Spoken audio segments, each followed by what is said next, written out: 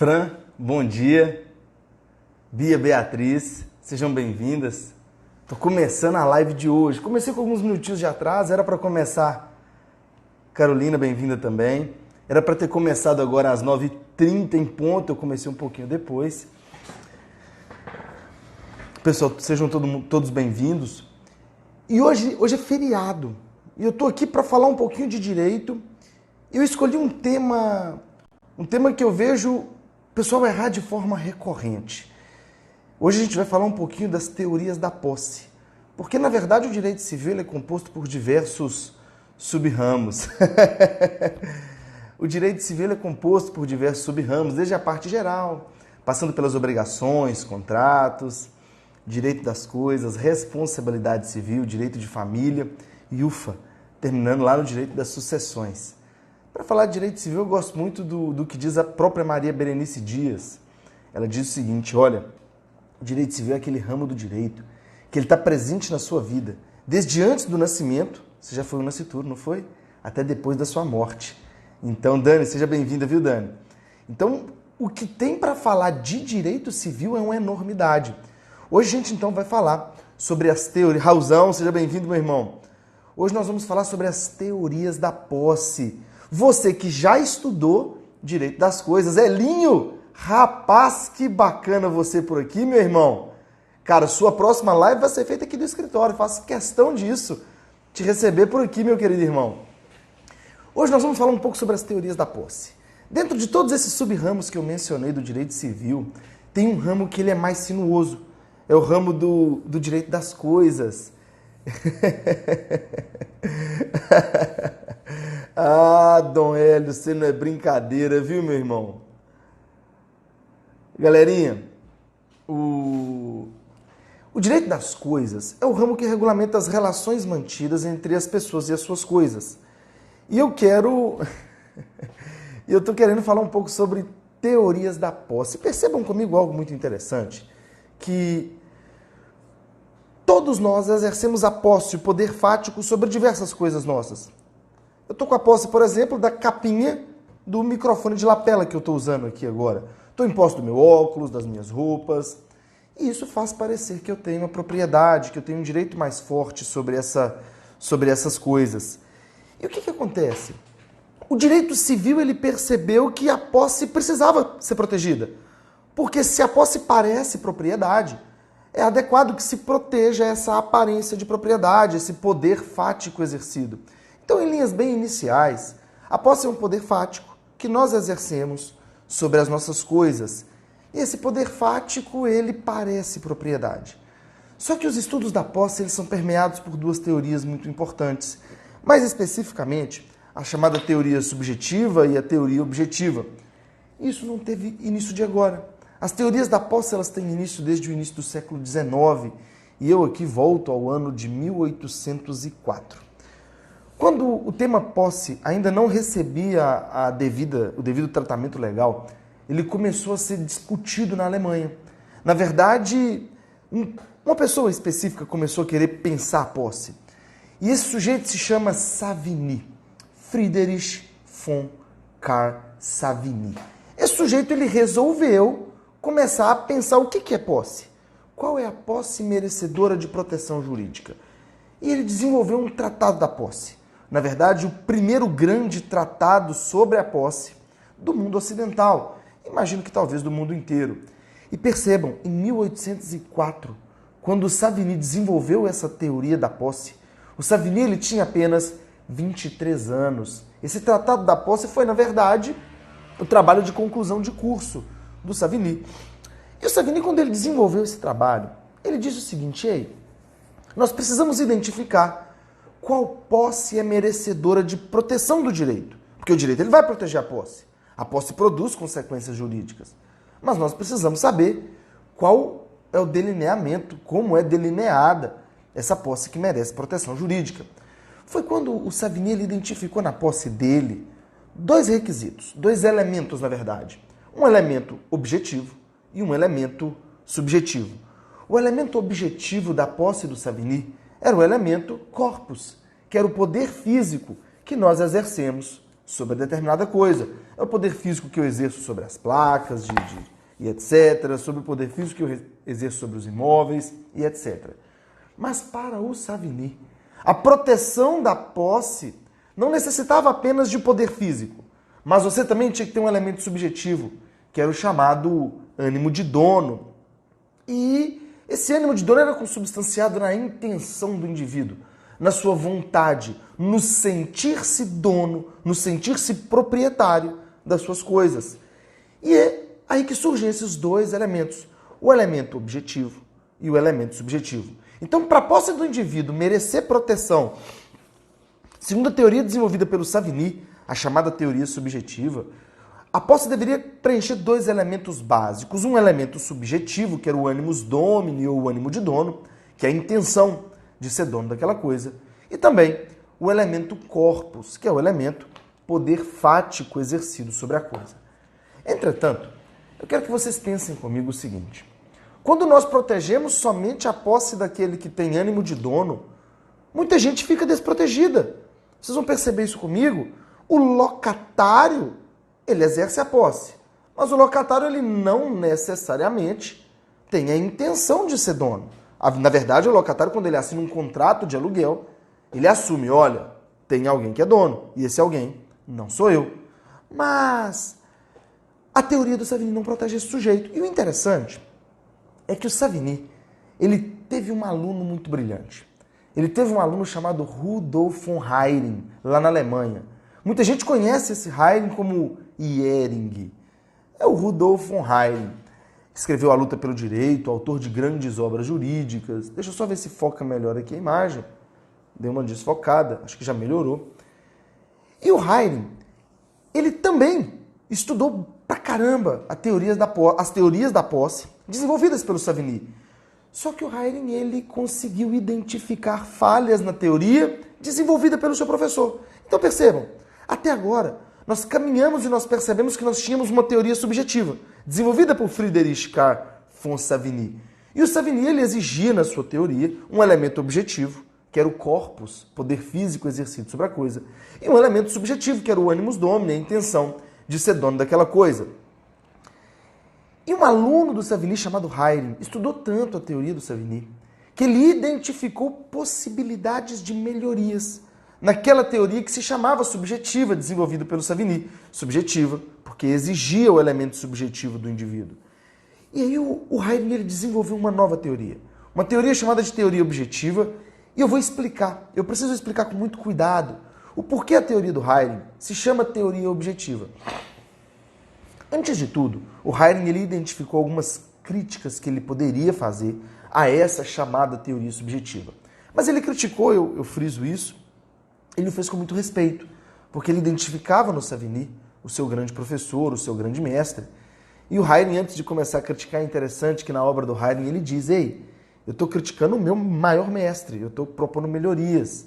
Se não fosse Savigny, eu sequer estaria aqui falando sobre posse. Então ele identifica, ele reconhece a importância da teoria subjetiva desenvolvida pelo Savigny.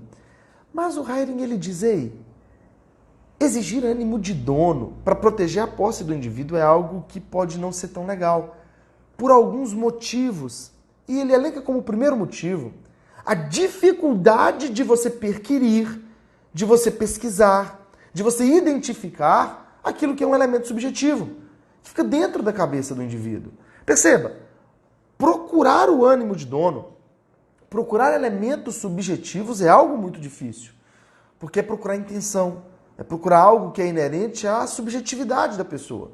Então essa era a primeira crítica que o Hering fez à teoria subjetiva do Savigny. Ele disse, ei, exigir o elemento subjetivo para se proteger a posse não é algo legal, é algo que vai criar dificuldades ao Poder Judiciário.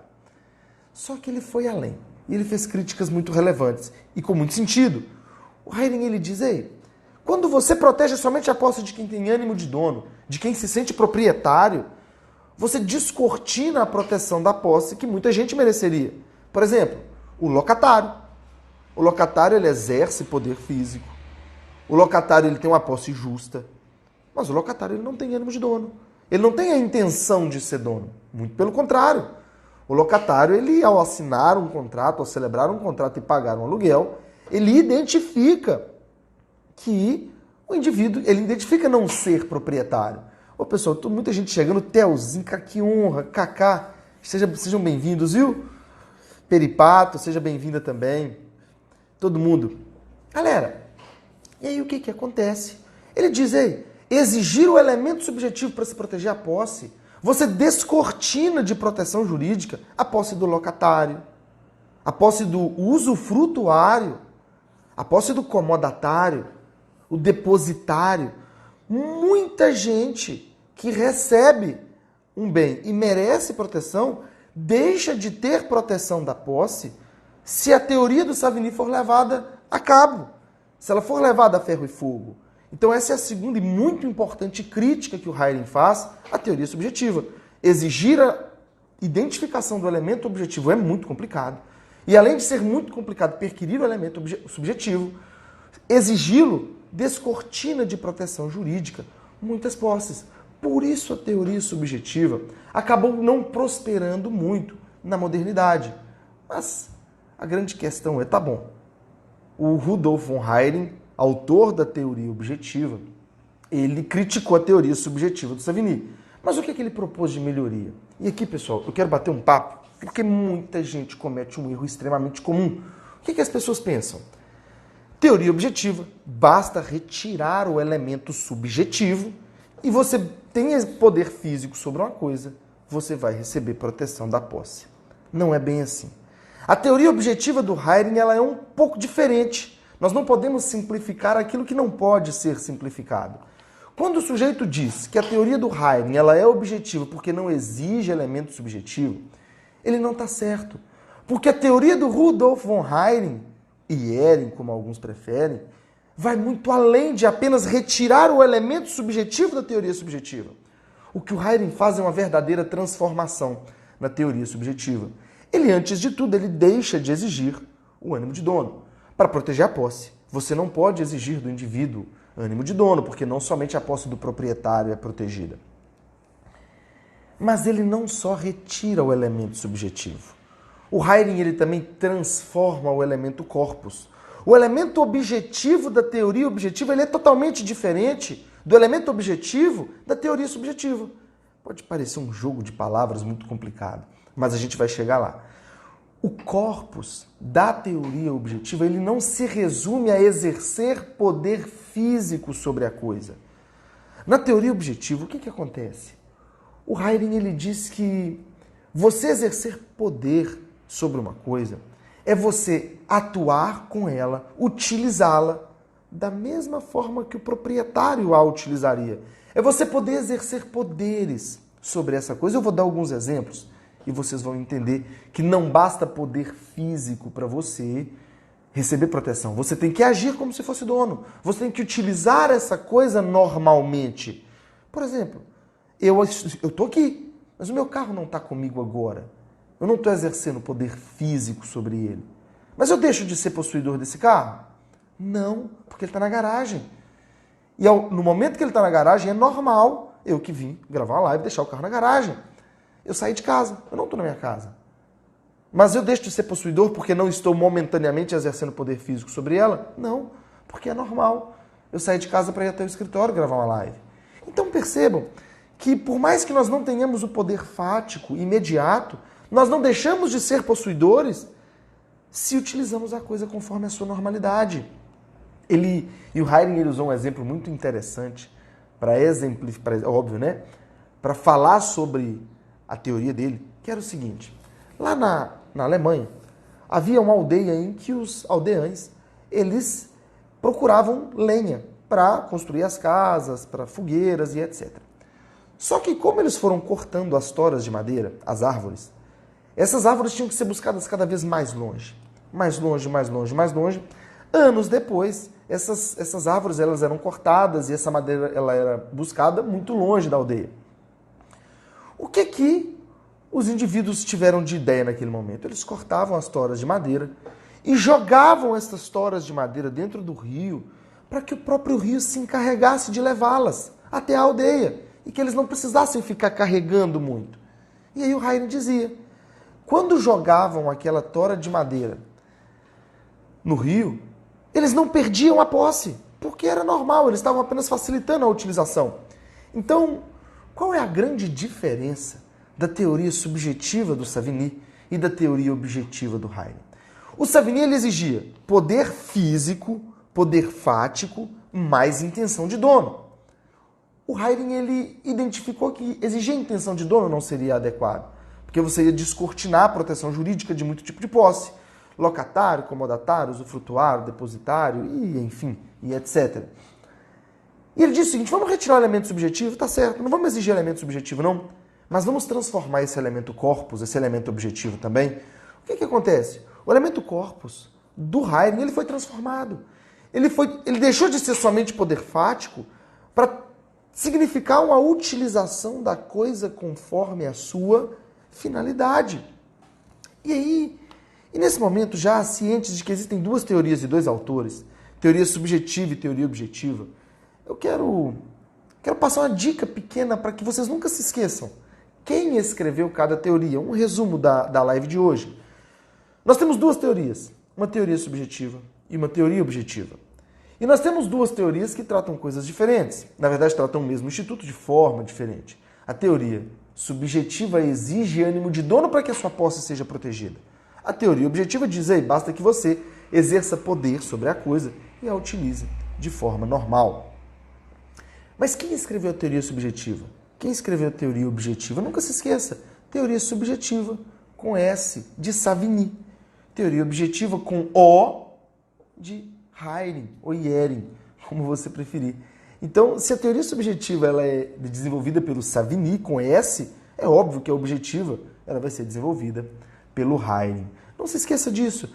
A teoria objetiva não é somente a retirada da subjetividade do elemento subjetivo. É muito mais que isso. Ela é a transformação do elemento corpus, do elemento objetivo. Aquele corpus que era somente poder físico, ele passa a significar a utilização da coisa conforme a sua finalidade, a atribuição de finalidade econômica à coisa. E aqui, finalizando, vem uma pergunta óbvia, né? Ô Diego, mas qual é a teoria que o direito das coisas pátrio brasileiro adotou?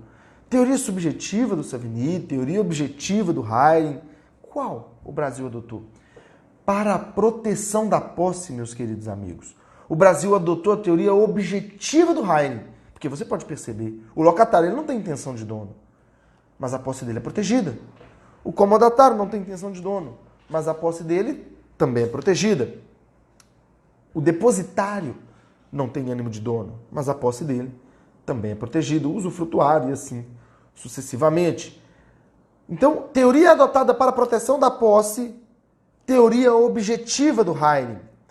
E isso fica bem comprovado pelo artigo 1196. Possuidor é aquele que exerce de maneira plena ou não poderes inerentes à propriedade sobre a coisa.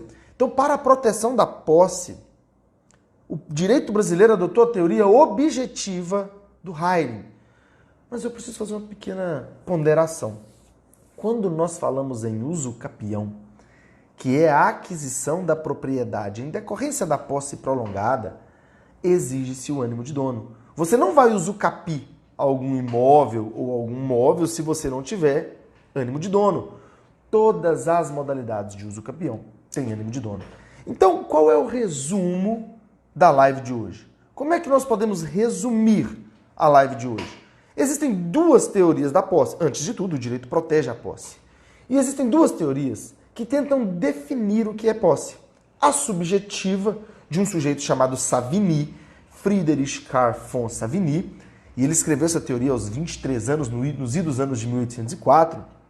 E Savigny diz que a posse digna de proteção é aquela que tem dois elementos, elemento corpus e elemento animus domini, elemento objetivo e elemento subjetivo. Já o Heine, ele desenvolve a teoria objetiva em que ele elimina o elemento subjetivo, mas ele não faz só isso. Não caiam na tentação de pensar que o Heine somente elimina o elemento subjetivo, porque ele também transforma o elemento objetivo. O elemento objetivo, o corpus, ele não é mais somente o poder fático, físico, mas utilizar a coisa conforme a sua finalidade. Exercer sobre a coisa poderes típicos de proprietário. Teoria subjetiva, desenvolvida por Savigny. Teoria objetiva, desenvolvida por Heyring. Brasil, para a proteção da posse, adota a teoria objetiva, porque não há a exigência de que você tenha ânimo de dono para que sua posse seja protegida. Mas eu gosto sempre de mencionar, fazer uma pequena observação, que para a aquisição da propriedade em decorrência da posse prolongada, você vai precisar do ânimo de dono. E aí é uma pequena manifestação da teoria subjetiva do Savigny. O direito brasileiro adota para a proteção teoria objetiva, mas para que você adquira a propriedade pelo uso capião, exige-se ânimo de dono. Então, pessoal, caraca, num feriado de manhãzinha, várias pessoas me acompanham, muita gente querida. Agradeço a companhia de todos vocês, viu? Por hoje eu não vou me estender muito. A live começou deixa-me ver, ela começou às 9h32, 33, 25 minutinhos de live. É um tempo adequado. Termino por aqui. Bacana, pessoal? Um beijo no coração de vocês. Bia, um beijo para você, viu? Como é que tá seu trabalho monográfico? Tá sendo desenvolvido? Ó, tô de olho em você, viu? Beijo, galera. Fiquem com Deus. Valeu, Ana.